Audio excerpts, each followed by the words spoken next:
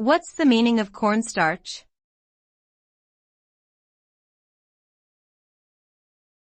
Cornstarch.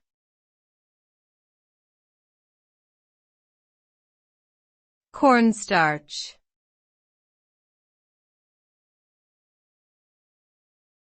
Cornstarch.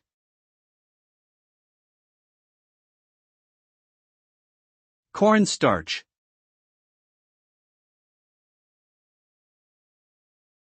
Cornstarch is a fine, powdery substance that is made from the endosperm of corn kernels. It is commonly used as a thickener in cooking and baking, as it has the ability to absorb liquid and create a smooth, silky texture. When heated, cornstarch forms a gel-like consistency that can help to bind ingredients together. It is also often used as a coating for fried foods, as it creates a crisp outer layer. Cornstarch is a versatile ingredient that can be found in many recipes, and is a staple in most kitchens.